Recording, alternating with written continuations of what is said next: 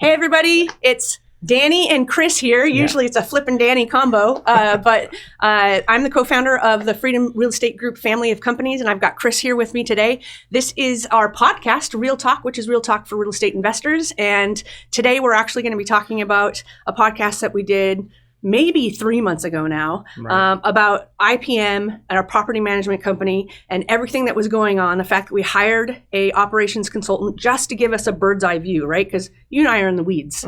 Right? All the time. It's very hard to see what's going on from that 30,000 foot view when you're in the weeds all the time. So we hired that person. We talked about it on a previous podcast, and we said we were going to do another podcast in 2 to 3 months to be able to talk about the changes. And that's why I have Chris here today. So this is Chris Anino, our senior property manager. He's fantastic, amazing. I can't say enough good things about him. We truly love him. He's a great asset to us here, and I wanted him to be able to talk about IPM in his own words. So do you want to start by kind of talking about you a little bit for anybody that might not know you? Yeah, well, I really appreciate the intro.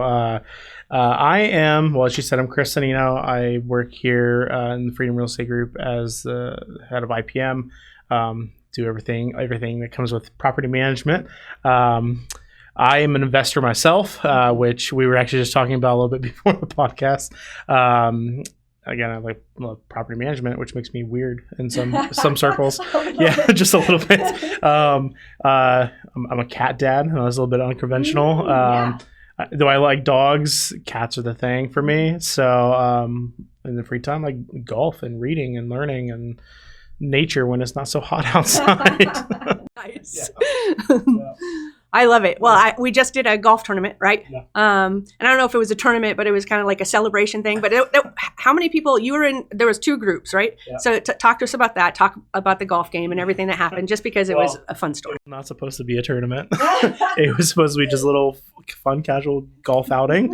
Turned into a tournament very quickly. If anybody, you guys know Mark, our investor director, very competitive person, as well as our head of Bulldog. So it was a very interesting experience, to say the least. I was actually in the group with Flip and Jeff, actually. So it was definitely fun. I played okay that day. I played well. But no, I was not in the top 3. That's okay. Fun was really all that matters, right? Yes, yeah, that's awesome. Okay, sorry, I went off on a tangent. I told you I would. Yeah. Okay, so talk to us about IPM. Just what is it? What did I write down here? How do they? Oh, this is what I wanted to talk about. How do they interact with all the other companies? So, who is IPM, and how do they, fit in this family? Yeah. So I think that's there's been a lot of, I'm going to say clarity. I feel we're going to say clarity a lot. Yeah. But a lot of clarity in defining what the vision was for IPM in the last 6 months. And I think that it's finally kind of blossomed, right? It's gotten to a position where it's like very, very clear that IPM is not just a PM company off doing its own little thing out here, and we just kind of get clients as they come. Like, we're now, I think you use the term vertically integrated. Yes. Where we're the in-house property management company for Freedom Real Estate Group, and then we also do referrals and contracts for Bulldog renovations and send them work, and then we help with some of the acquisition things with setting rents and whether our properties are going to be performing, and just a full circle, like, property management company and service. And we do that within Freedom Real Estate. We do that in our market for our clients that are not a part of Freedom Real Estate Group. And then just generally, and all of the Facebook groups that exist, wherever we can get our hands in to just give some knowledge and make sure all investors that are in our markets are clear about what is possible with their asset. We're starting to do that. Part of that is inside of this company, in this building, that people knock on my door, right? People knock and they ask, hey, this is probably going to rent. Like, are we going to be able to manage this? Yes. Can you get on the phone with this investor? He's kind of on the fence because the rent isn't where we need to be, but can you explain why? And we started having I started having discussions about investment strategies, about, hey, the rent's not there where it is now, but the market's shifting. And so this is what you can maybe expect. And I think it's providing a clear vision for the client as to what's possible. And IPM's starting to actually be able to do that, and do that with some some power and finesse, right? That's so right. That's good. Yeah. I love that we were able to find such a large office that all 6 companies could like be here, right? Because I love that acquisitions is right down the hall from you, and they can go knock, knock, knock. Hey, Chris, can you help us with this? Rent projection. What's reality for this neighborhood? Because we're not sure. I love that Mark is close to you, and he can say, hey, I'm getting ready to do this, or you can go to him. Hey, this client wants to sell their property. Can you help them? Right. There's so many things that we can do easier and faster because we're all here together. Right. So I think that's super, super powerful. There's probably a million examples of how many people knock on your door. Yeah. Oh, and then we have like other communication methods too that are just constantly going, and it's good. I mean, it's good.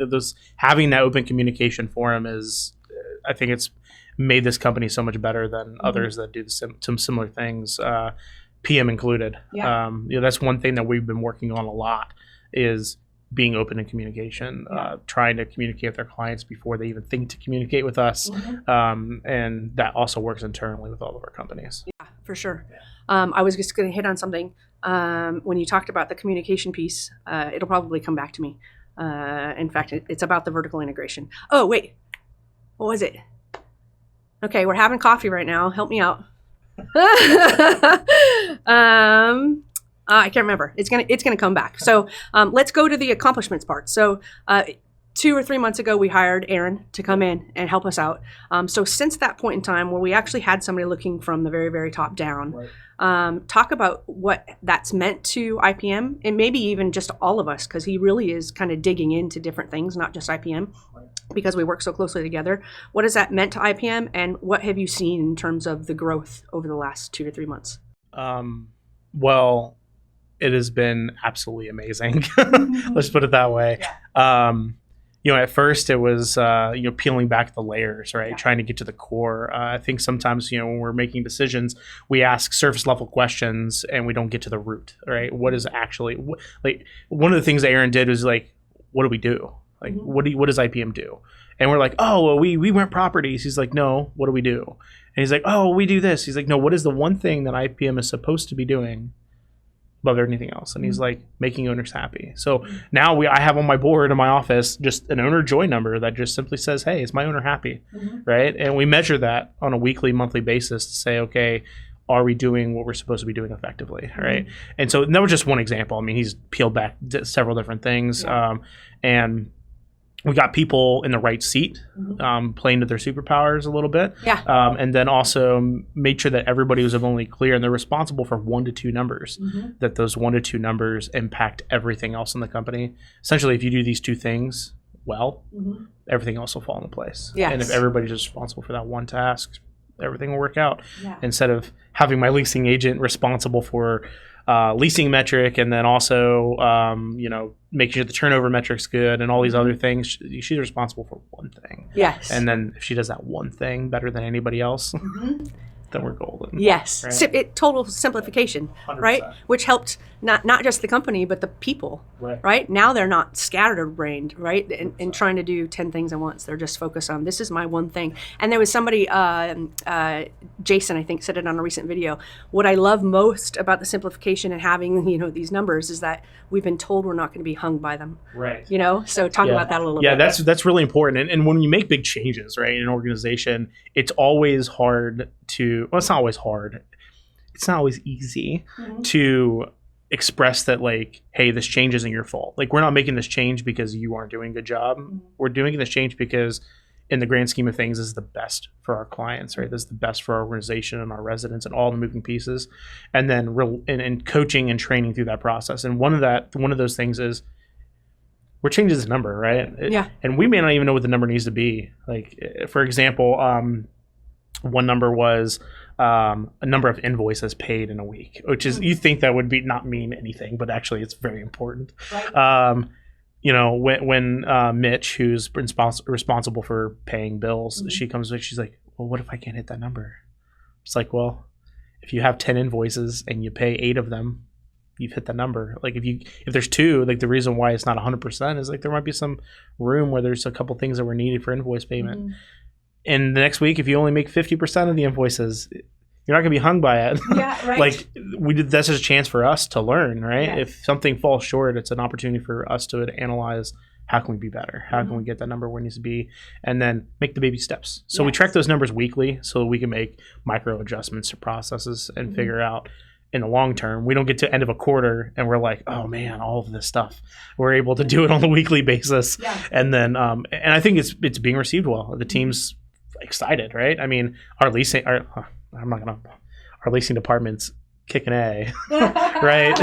I mean, we're talking about like 1 week turnaround on a lot of our properties. That's amazing. I think we only have 3 units on the market right now, except for your property in Milltown, which is great because normally we have like 20 properties on the market because we're not able to get them rented. Like they're moving fast, and part of that's market demand, part of that's just efficiency and process, right? So as soon as you put the number in there, it's in somebody's face, then all of a sudden everything just seems to magically get at least a little bit better, and then we're able to work with it through the process. So Aaron's brought a lot of that clarity, and a lot of those things we were kind of already working on. We just didn't know how to deliver it, right? And so he was like, just sweep all this stuff out and just here you go. And so now we have just one page. We call it our IPM health tab.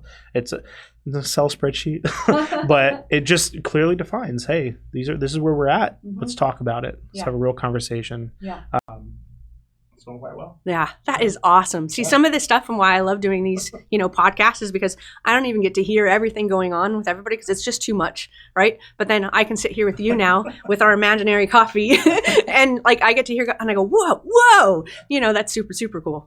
Yeah, it's all, and like, it was an avalanche of decisions. Like all of it just came kind of at once, and we're like, okay, this needs to go here, and we need to. Oh, here's a problem. Let's figure it out. It was just a lot. It's like kind of like uncorking a bathtub. Like all the water just flooded into one area, and you got to figure out where it goes, right?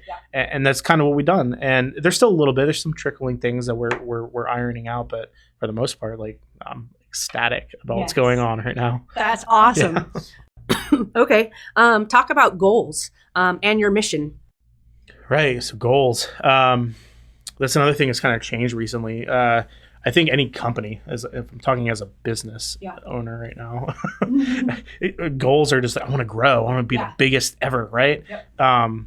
Reality check is in order to obtain that, we have to do X, Y, Z very well, right? So we're focusing on X, Y, Z. I will say like right now, talk about growth and number of doors and all that good stuff. Like already this month, it's the 12th of the month right now. And we're sitting at like 17 new doors coming in our pipeline. So we're averaging more than one a day. But the goal is stellar customer service, right? So as long as we're doing those things, growth comes naturally. So, because of the organically, 100%. A lot of clients I didn't even realize like have doors with other PM companies are calling and saying, hey, let's just bring them on over here. And I'm just like, actually, right before I came in here, I got a text message from a client. He's like, hey, I've got like 4 doors over here. Can I bring them over? I was like, sure, let's talk what I get out of this. So when we talk about goals, we change how we approach the goal. Of course, there's always have SMART goals, something that's measurable. But for us, it's like, we want to be to like 1,000. I want to put a number out there, 1,000 doors, right? What does that look like, right? We can add X number of doors per month, or we can increase efficiency on this number of doors, right? So kind of tagging it both ways. So we're going to increase efficiency on what we can, reduce, timelines that for turnovers, and make sure that we're within a certain area. And there's multiple different people on our staff that have their hands in that. So again, that goes back to their one number. If my turn coordinator, it inspects the property in a certain amount of time, then that's going to shave days off of the turn period that we're going to be able then to lease it faster, reduce the number of days that it's vacant, right? So working on all of those things individually. For goals specifically, and we want to double our doors, right? At least, right? I want to be 1,000, but then the next year, well, I think we said by July of next year, if we're going to put a number on it. But, it all comes down to, are we able to take it on and manage it efficiently? Obviously, don't want to make any hasty decisions. I know we have a few larger acquisitions in the pipes that like Bulldog's working on a couple pretty big rehabs right now for us. But I don't see us pulling in 200 doors in one acquisitions anytime soon, but I'll leave that up to you. I was about to say, I've got people in line. Right. Yeah, so I mean, we're really close to just opening those doors up and just being able to set people in. So I mean, I'm not going to put out hard, fast goals on the podcast, but yeah, I mean, I think that what we're looking for here is goals are being changed based on what's best for us and also best for our clients. We grew very, very fast, and that was one of our problems. And we grew from 0 to 100 doors in less than 6 months, which doesn't sound like a lot unless you're actually in it, but it's a lot. And I think in that we had like 2 full transitions in that 6-month period where we're taking on like massive amounts of properties all at once, and then turned around 4 months later and did it again with almost 200 doors. So there was a lot of growth very quickly. So putting the brakes on that and just being smart and strategic about that. And the second piece of that is building the systems in a way that allows us to scale. So we're like, we have quite a few staff members, but the staff members that are in place, fully trained, fully operational, we should be able to take this and grow. And then I know we have a lot of clients that are like, hey, I have all this stuff going on. Let's add more. And we're just like, let's baby step this. Do it at a pace that we can manage, right? Absolutely. Yeah. So talking about staffing, this has come up because you and I have had hard conversations about, hey, this is the metric out there for property management. This is how many people that you should have. I think what I realized as you guys have done all of this is when you're in that growing phase, you need more people. Because you haven't figured out, or you're building the systems, you're building the processes, we're bringing on 2 large portfolios, and they're coming in massive ways. And ultimately, I think what that did is it put us into a more powerful position, because now there is a lot of people in there, but they're, as you just said, trained. And they're learning, what their number is, how they impact the company, how they help the client, which means when I go, Chris, I got 130 doors to send you, you can go, yes, and know that you have a team that can handle it, as opposed to we need to hire or we need to prep for it. We've proactively just been there because of the road that we've been on. Would you say that's correct? Yeah, that's correct. Yeah. And I feel like, honestly, being in it, right? Being in the weeds, right? And finally be able to step out and be able to see everything that we're working on. That's the goal. No transition or acquisition should be too big, right? It should be a matter of how do we handle that? And I think with larger acquisitions, with larger transfers, like we're purchasing a PM company or something large, there's always going to be some sort of staff change or adjustment or thing. And I think that's natural and that's fine.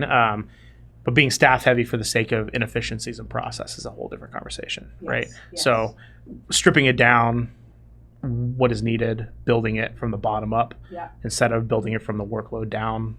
That's where we kind of flip the table a little bit. That was a powerful gold nugget, by the way. So anybody listening, I'd rewind and listen to that one again. So good. Didn't mean to interrupt you, but I just wanted to go, bomb. Well, maybe put like a little character in there. Bomb. Yeah, Caitlin. Yeah. So I mean, yes. So to answer your question, it's very realistic. And when you're ready to say, hey, Chris, on 30 doors, we're gonna figure out a way to make that happen. So publicly, I'm going to apologize to you for always going, you need to only have 6 people, this many doors. I'm horrible, and I'm sorry. You know what? And I appreciate it, but at the same time, you're not wrong. So it's like, you just have to approach it from, if the industry says 6, right? Thank you, industry, for setting my standard for me. If the industry says 6 and we're at 9, why are we at 9? Identifying that, right? Knowing to ask the question. Right. Yeah. And if the answer comes down to, people are doing so much and there's so much work, okay, well then there's something wrong, right? There's something wrong with the process. There's something wrong with, is there really too much work, or are we just maybe are we not prioritizing the right things? Are we not doing the right actions? And so, like I said, we just stripped it down and we say, okay, all these people and these are all their skill sets, where can we plug them into the work that needs to be done? And then all this extra stuff, like all the extra communications and all the extra nonsense work orders that don't actually need to go anywhere, like, are we spending extra time and energy on those? Can we just have a quick conversation and move on, right? Randy talks about, the low-hanging fruit. When you have a task list, you do the hardest thing, just get it done, right? And so having those types of high-level discussion about prioritization of work has been instrumental. And Erin's been a pivotal part of just saying, hey, this is great. Don't get me wrong. Let's do this. Yeah. But let's do this first, right? And then so we just keep pushing those along.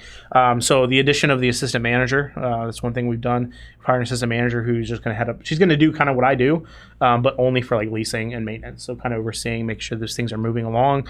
Being there as an ear for the team. She has experience in the field, years experience in the field in leasing and maintenance oversight. So having her on the team she's still in training, so bear with me. I'm sure she'll be on one of these podcasts eventually. But she when she's fully in her role, like she's going to be able to just take over that responsibility, and then I'll have one person I can just go to and say, hey, what's going on with maintenance or with leasing, or hey, this resident, I saw this email come across from this resident. Like, how is this taken care of? Is this all good?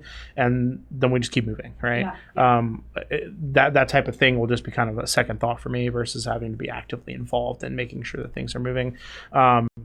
I just want to jump in and just say I'm really, really happy that you finally have a number 2, right? So I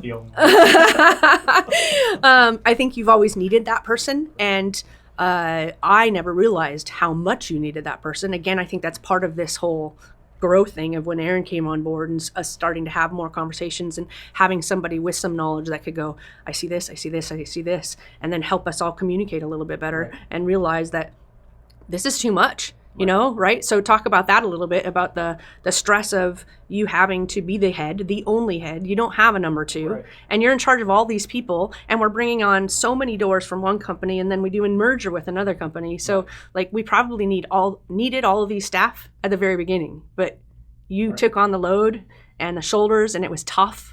So talk about that. Yeah. So when you were saying that, the image that popped in my head was like, sometimes you hear about people learning to swim by just being thrown in the deep end and saying, hey, do the breaststroke, right? Yeah.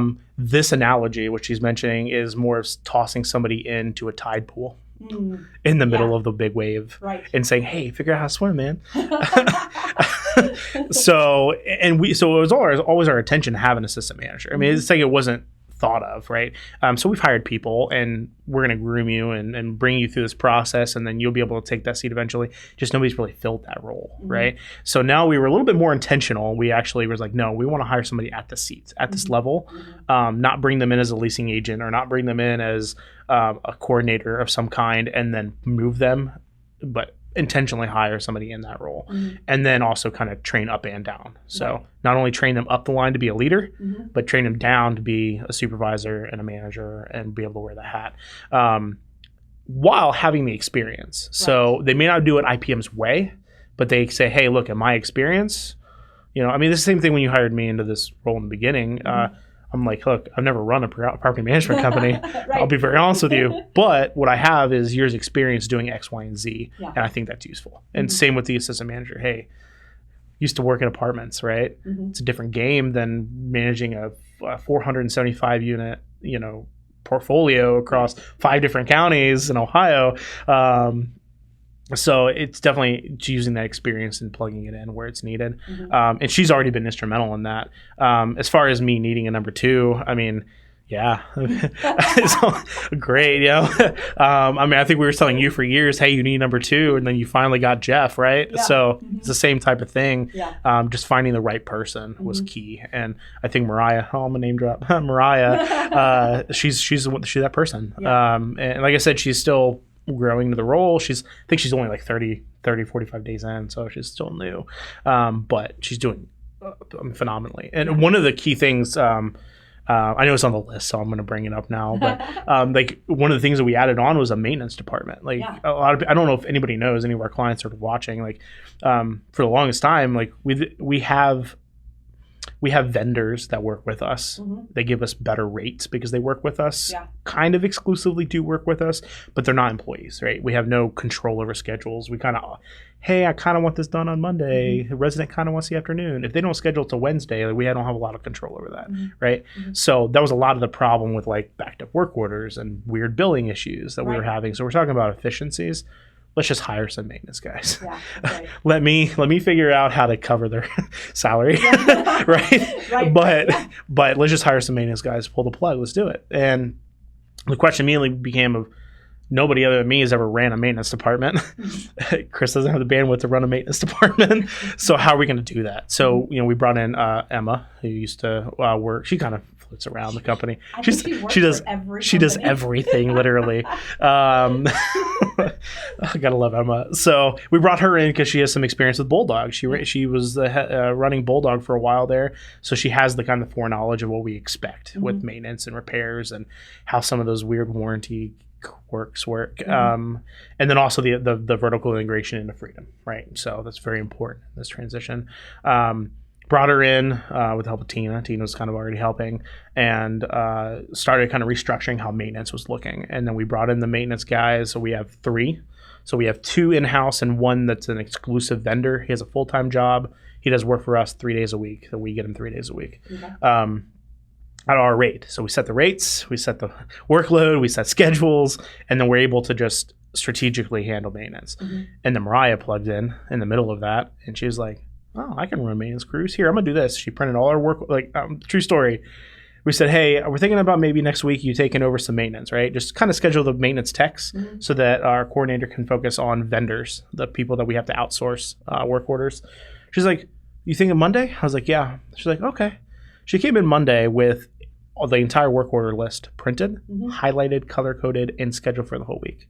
And I was like, keep her 100%. So she had all of the maintenance guys scheduled for the next week. That's amazing. I was just like, okay, yeah, you're it. Yeah. Right.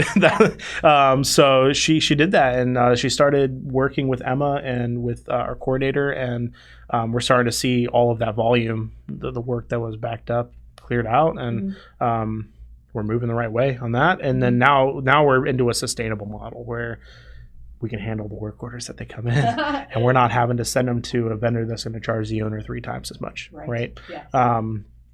So, and that ultimately, out of everything, that's the biggest win, is that our clients aren't being charged 3 times as much. Yeah. We're able to get it done within 24, 48 hours, and they're not being charged $1,000 for a $150 repair. Yeah. Right. Oh, and let's roll into what you were talking about earlier about the dichotomy. Because I think what you just said to me, because I'm one of your clients, right? So it said to me, you just solved a problem that helped me. It also helped my tenant, right? So do you want to jump in there? Yeah, so there's definitely one of the things I think is sometimes overlooked when it comes to PM is, yes, I serve my clients, right? I have a contract to make the best possible decision for the asset and operate a certain standard, okay? Part of that is I have to make another person happy, right? I have to make the resident happy, because if the resident's not happy, they're going to figure out a way not to pay rent. Yeah. They're going to figure out a way to not take care of the property, which is going to cause not only me more headache, but the client, okay? I think we all can agree that none of us are investing to manage tenants, right? So the PM is very, very important. And that being said, the resident satisfaction, we call it resident joy, is very important. Kind of the oil to this whole machine, right? We have to have have it working in order for the rent to come in, whether for maintenance to be coordinated, so that way we can get we can raise the rents, which isn't a whole other discussion, and all those good things that happen. Yeah. So there's a dichotomy. That's what you mentioned. There's a balance, a yin and yang to everything that we have to do. Resident has a work order come in saying, hey, I have this problem. This sink's leaking. Like, we have to be able to address that as cost effectively for the client, but as quickly as possible for the resident, and make sure it's done, right? Now imagine that, just exponentially make that bigger, because we have 450 occupied units, so that's 450 potential problems each and every day, right? So figuring out how to do that efficiently ultimately is what the goal is. And the balance there can be a little bit hard. It can be difficult because sometimes the resident doesn't care that, hey, it's going to be $1,000 repair. I have to talk to the person who's going to be paying this, right? Yes. They're in California. It's a 3-hour time difference. Like, they're not even awake at 10 o'clock in the morning our time. Like, I have to wait at least a couple hours to, like, I can make a call. Like, I'm going to let's get it done. It's $1,000. Yeah. And then, I still have to deal with the client, and we have to, there's a lot of unilateral decision making that happens there. And there's a juggling, it's a balancing act. And, that's where our clients having the relationship with me and with the rest of my team and having that confidence to make the right decision, then that eases kind of some of that. Yeah. But again, it goes back to the team being able to make a decision and not feeling like their head's going to be in the news for it, right? Yeah, exactly. Because it all kind of feeds back into itself. Yeah. And we're like, that's an ongoing training, coaching. Hey, this is how we handle these decisions. Yeah, and feeling okay that they can make a mistake, right? Yeah, and it's okay to make a mistake. Yeah. I'm pretty sure I made a mistake this morning somewhere. I make them daily. Right. It's okay. It's just what do you do with it, right? Yeah. And there's always and then, and then, and that's just where we're at. Okay, you made this decision, now what? Yes. Right? And then also making sure like the client understands that we're making the best decisions possible. Right? Yeah. Tell me, we've talked about this many times. I don't even personally know what we've done or implemented. Some of the things that we always we probably have a list that's this long of ideas that we have for residents is where I'm going with this.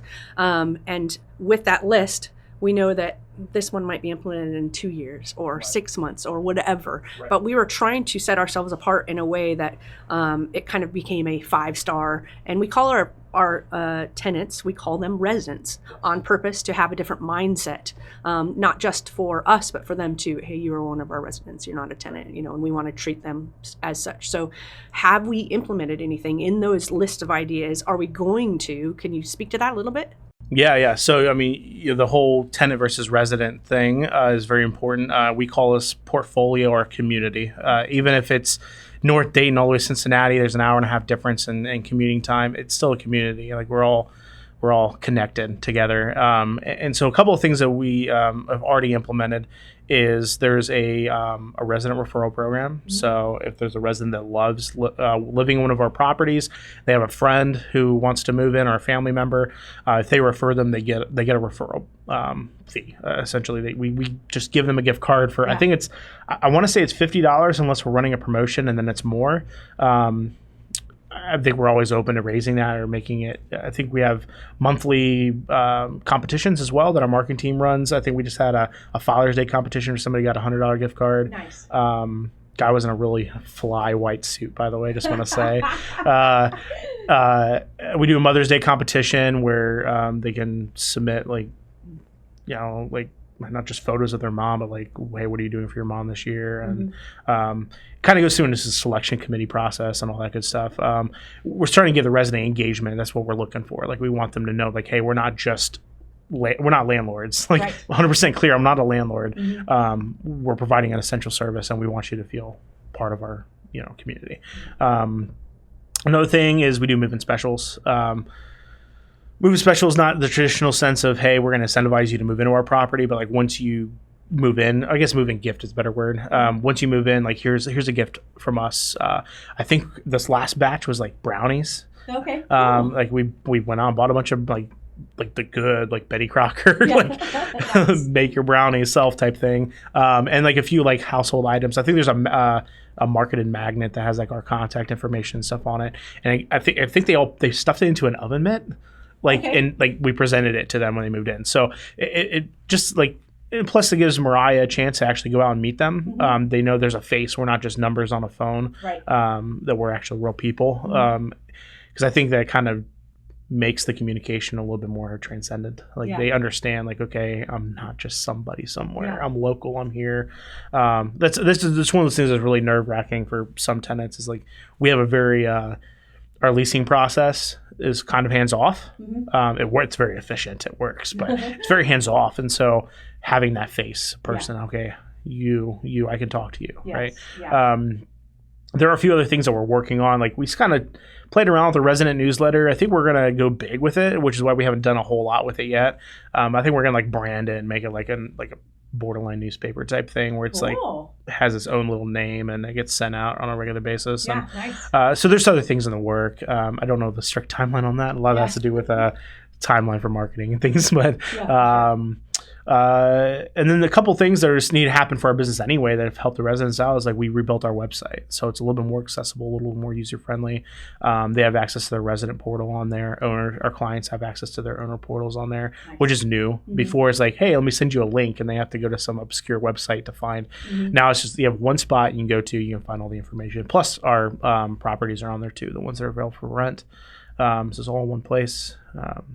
I think that that's powerful. So I'll say a couple things. One, our camera stopped working, but I'm not going to bother Flip. For those watching on YouTube, you're just going to have to listen to us at this point.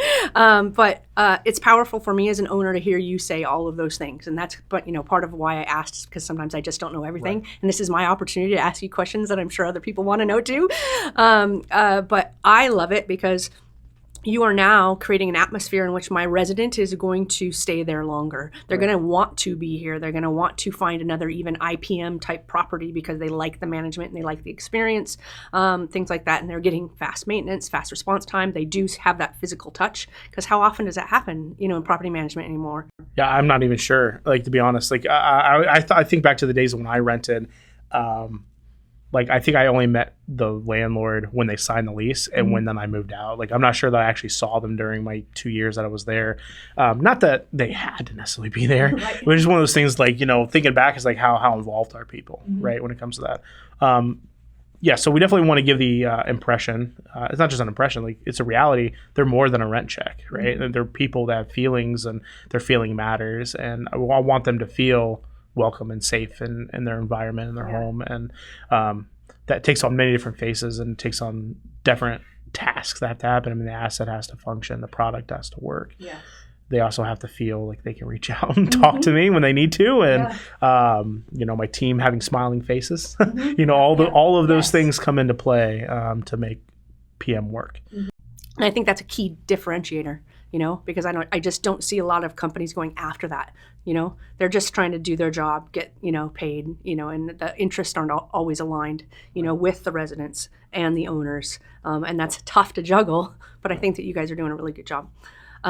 So I want to ask you this. So I asked you before the podcast, what are things that people should know? What do they want to know? What can we talk about in a forum like this that kind of spreads it out there? And you hit one really good about COVID and the environment, how it impacted, your world, really. Yeah. So I was getting real serious for a second. I'm going to try to layer in some funny and some sarcasm. All right. So bear with me.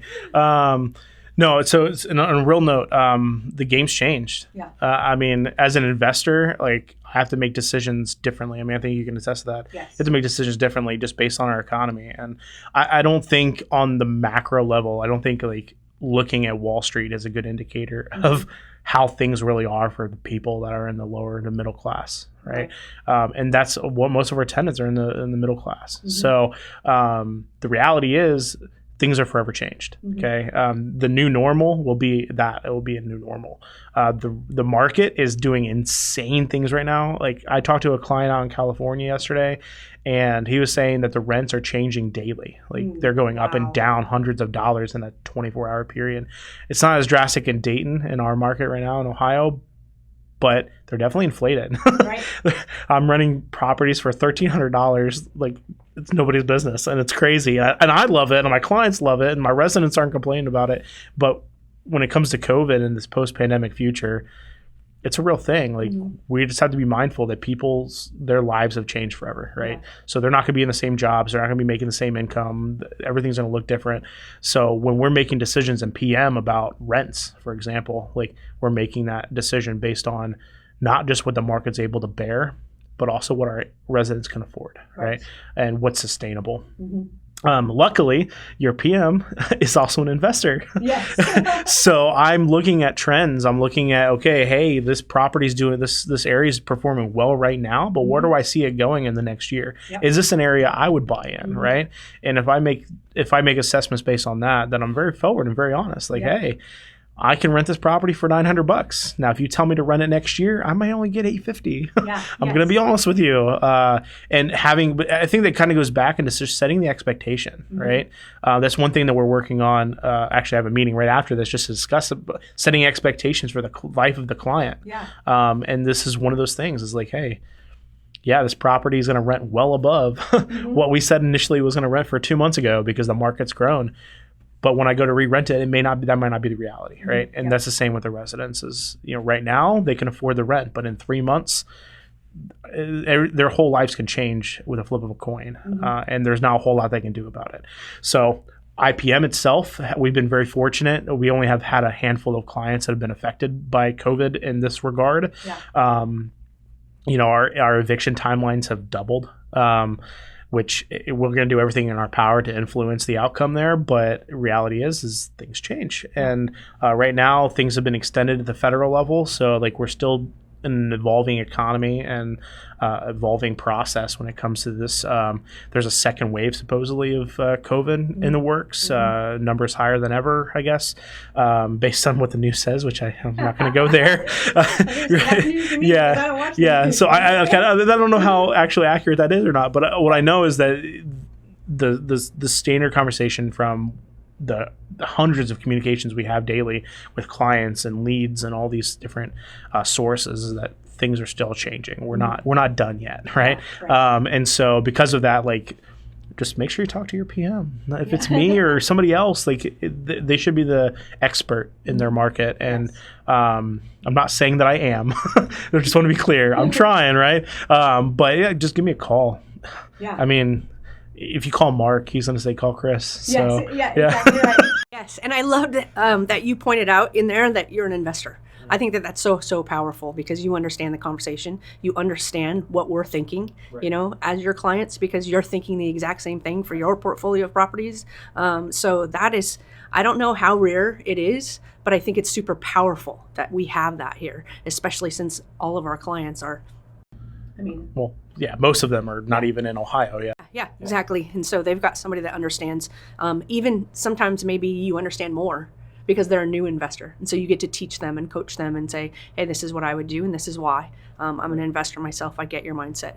And so that's powerful to have that. I would never hire again another property management company that was not run by an investor.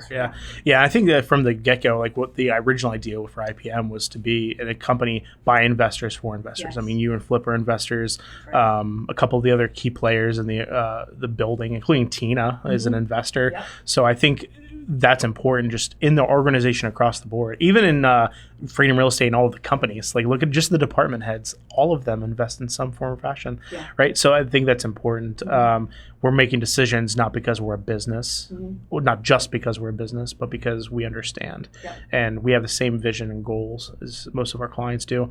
So setting the expectations and delivering on the expectations the best we can is what we're trying to do.